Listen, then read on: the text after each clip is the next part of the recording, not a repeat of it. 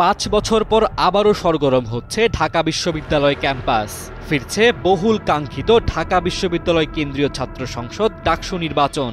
আনুষ্ঠানিকভাবে ঘোষণা করা হয়েছে ডাকসু নির্বাচনের তফসিল।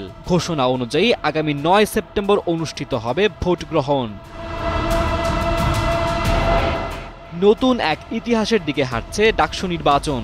এবারই প্রথমবারের মতো ভোট গ্রহণ হবে আবাসিক হলের বাইরে। বিশ্ববিদ্যালয় কর্তৃপক্ষ জানিয়েছে মোট ৬টি কেন্দ্র নির্ধারণ করা হয়েছে যেখানে শিক্ষার্থীরা ভোট দিতে পারবেন। এতে করে অংশগ্রহণ আরও সহজ ও সুষ্ঠু হবে বলে আশা করা হচ্ছে। নির্বাচন পরিচালনার জন্য প্রধান রিটার্নিং কর্মকর্তা হিসেবে দায়িত্ব পেয়েছেন ঢাকা বিশ্ববিদ্যালয়ের উদ্ভিদ বিজ্ঞান বিভাগের অধ্যাপক ডক্টর জসিমউদ্দিন। মনোনয়নপত্র বিতরণ হবে ১২ থেকে ১৮ আগস্ট পর্যন্ত।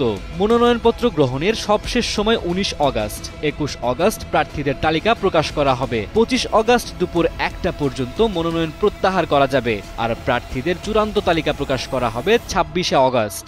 ৯ সেপ্টেম্বর ভোট গ্রহণের পরপরই ভোট গণনা করে ফলাফল প্রকাশ করা হবে। এই নির্বাচনে ভোটার ও প্রার্থী হতে পারবেন ২০১৯-২০ সেশন থেকে শুরু করে বর্তমান শিক্ষাবর্ষে ভর্তি হওয়া শিক্ষার্থীরা।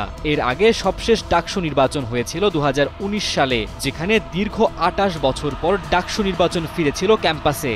সেই ঐতিহাসিক ঘটনার ৫ বছর পর আবারও ছাত্র রাজনীতির মাঠে ফিরছে গণতান্ত্রিক চর্চার সবচেয়ে বড় উৎসব ডাকসু। শিক্ষার্থীদের কাছে ডাকসু নির্বাচন শুধু নেতৃত্ব নির্বাচনের প্রক্রিয়া নয়, এটি এক ঐতিহ্য ও চেতনার নাম, যেখানে ভবিষ্যতের নেতৃত্ব তৈরির সুযোগ তৈরি হয়। এখন দেখার পালা কে হবেন এই প্রজন্মের প্রতিনিধিত্বকারী সেই ছাত্রনেতা, যিনি হয়ে উঠবেন পরিবর্তনের কণ্ঠস্বর। ৯ সেপ্টেম্বর তারই উত্তর দেবে ঢাকা বিশ্ববিদ্যালয়ের শিক্ষার্থীরা।